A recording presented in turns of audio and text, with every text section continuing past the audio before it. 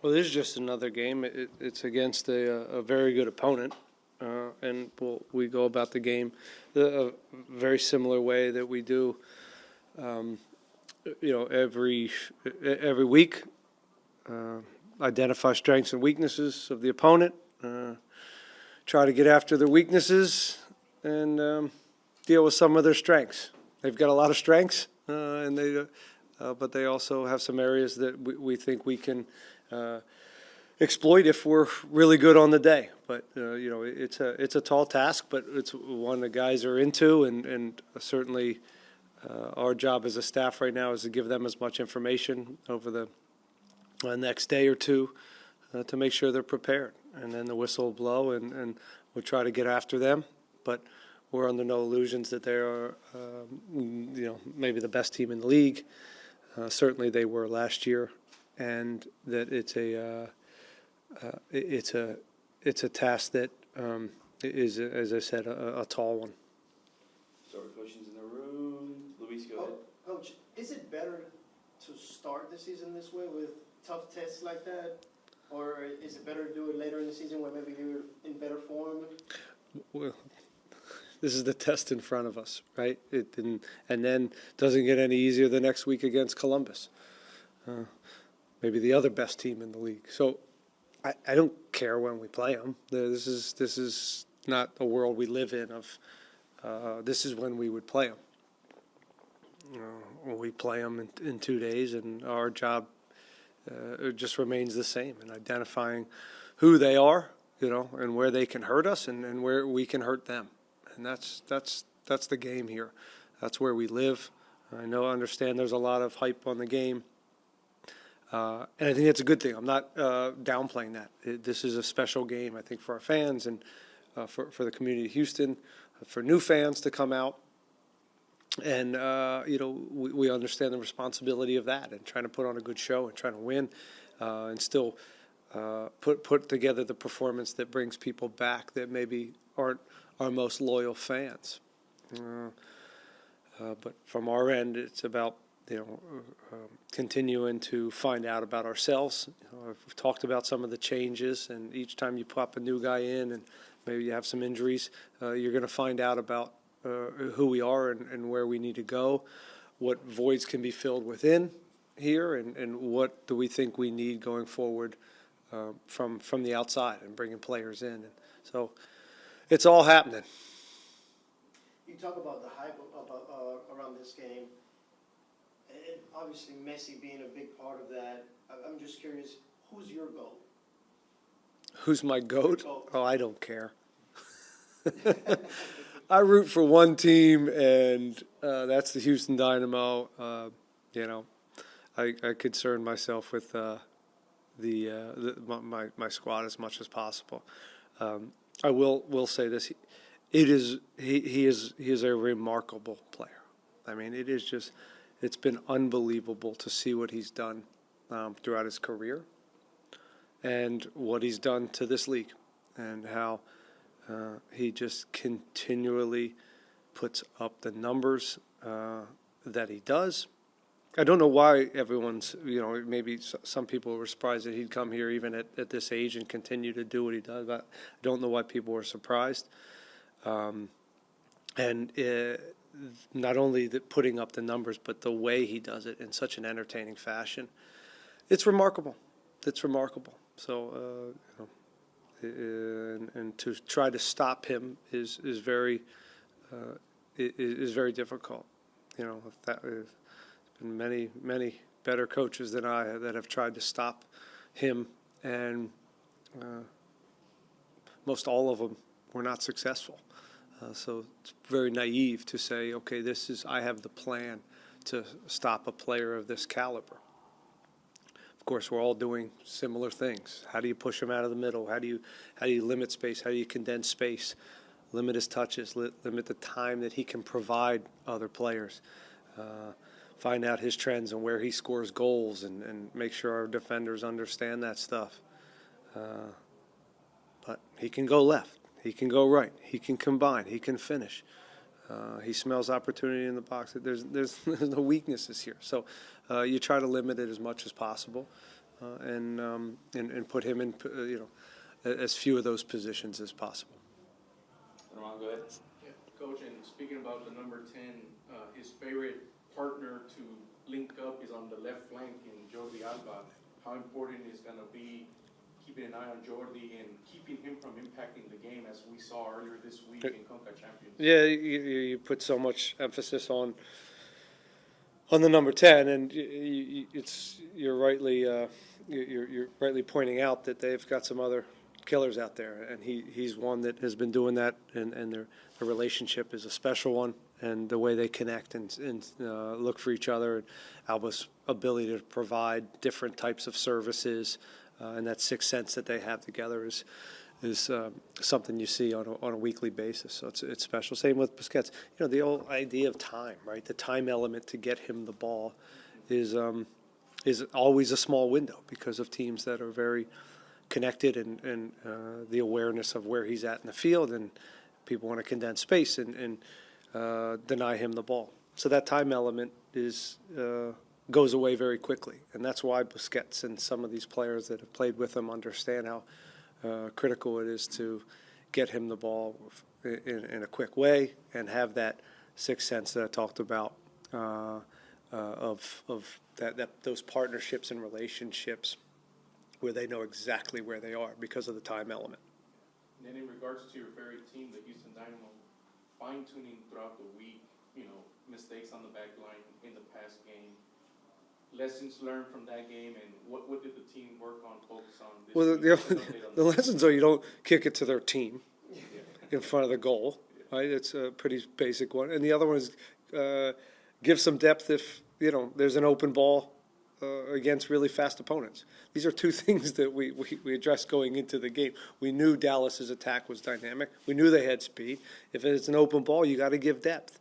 So we just individually, there wasn't anything, I don't think, systematic. I think if you look at that game, we played pretty well. We certainly could win that game if we didn't shoot ourselves in the foot. There's no huge come to Jesus, systematic changes that we're looking to do because of the way we gave up those goals. I think some of this was habits and making good decisions in the moment, and that's going to happen, especially with young defenders. And as we figure this out till we're well oiled, we're going to still make some mistakes like a lot of teams did in the first opening day. So it's important to limit that stuff to give ourselves a chance. It's important for us to score goals at home, more than one goal. Tie that game 2-2, win that game 3-2. If we do make mistakes, so it's very easy to point fingers at the goals given up, but there's two sides to this, and there's got to be times where we bail out our defense by having a rash of goals in the match. To get all 3 points at home. Thank you, man. Already go ahead. Coach, just to carry on from what Herman said, right, the back line, Eric Sviatchenko missed last game, Franco Escobar featured a bit. What is their status going into the second week of MLS?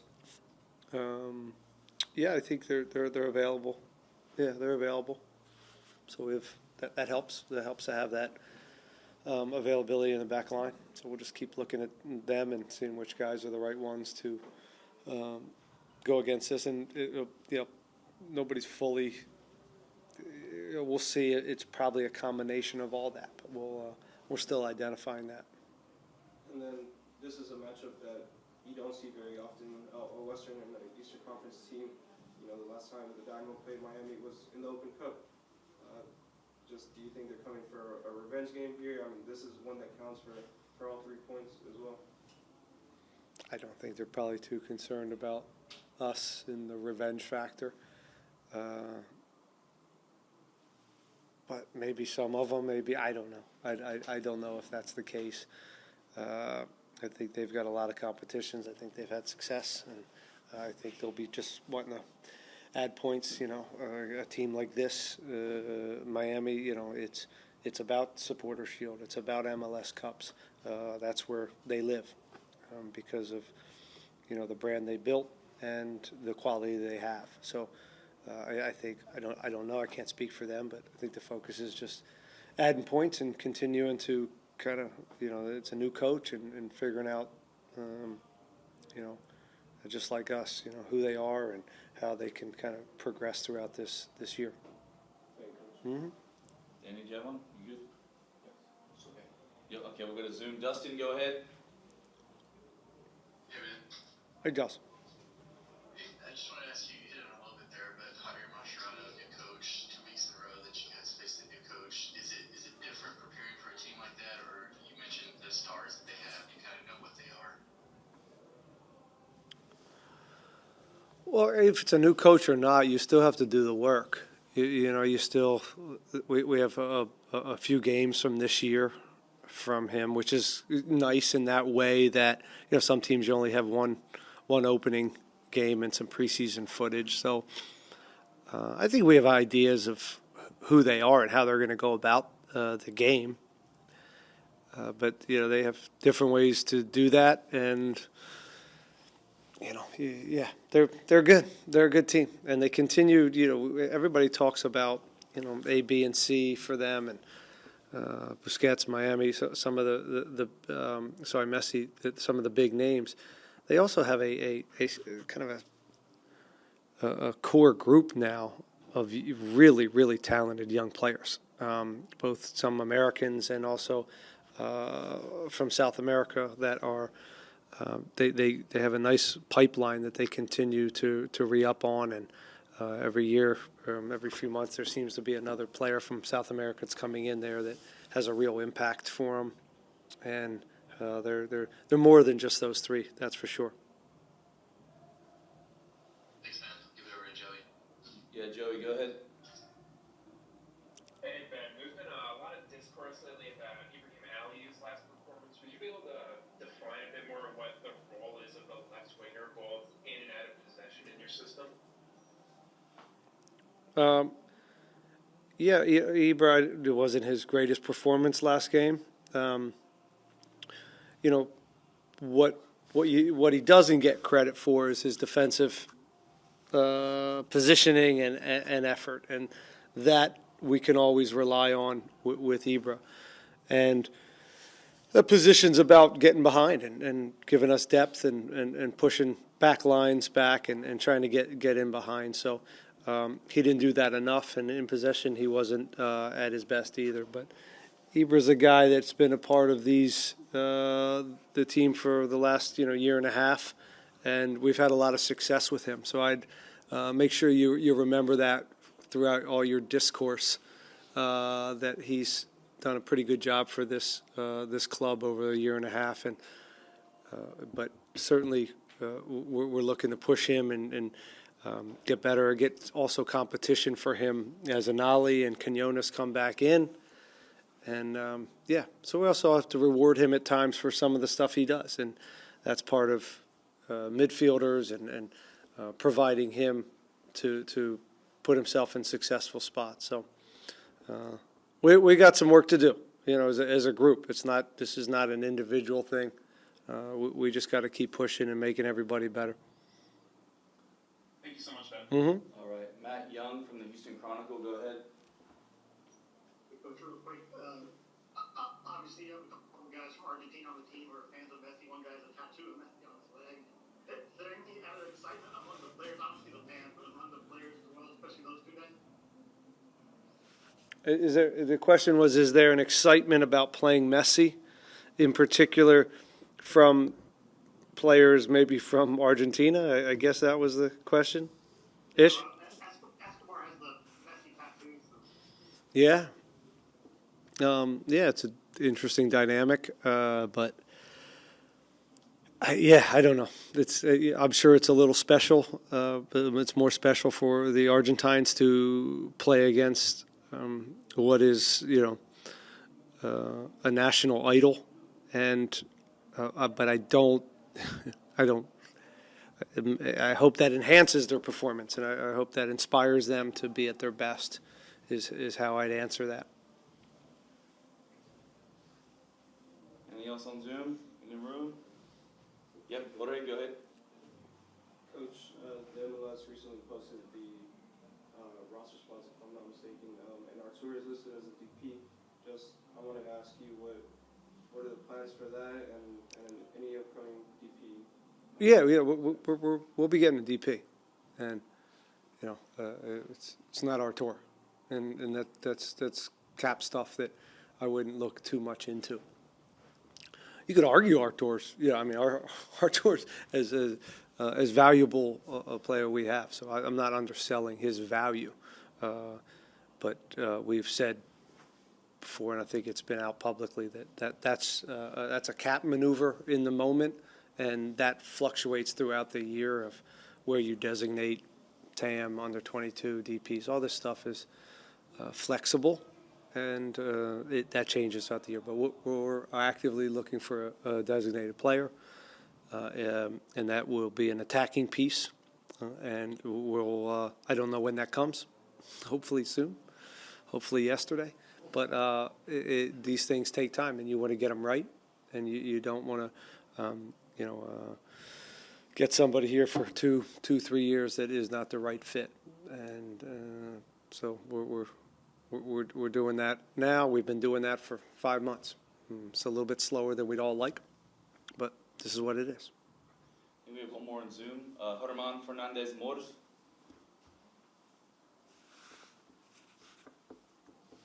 Maybe? No? Hello, Ben. Yep. You hear me? Yeah. Yes. Do you think your team can take advantage of in the physicality of this game, the physical aspect, considering Miami had a midweek game, an important one, and they have to travel, and you have more time to rest your players and to prepare for the game? Do you think that could be a factor, especially with their stars being, kind of old and needing more time to rest? I hope so. That would be great if they were tired, but I haven't seen that from them very much. I think they've done a good job of rotating players, and they have a deep squad. So that's the challenge they have, being in all these tournaments and CONCACAF. That'd be fine with me if they were a little leggy and rusty. Physically, we should be, as you said, we should be in maybe have a little extra battery overall. But then it's battery versus rhythm, right? And when you have a lot of games, and we've had one game so far, one proper game. They've had 3 real games, so sometimes that rhythm helps from a team. So we'll see how that plays out on Sunday. Thank you. And I have one more. You talked about Mascherano briefly. I know it's early in the season, but do you identify differences between how Miami played under Tata Martino and now under Mascherano, or is basically the same?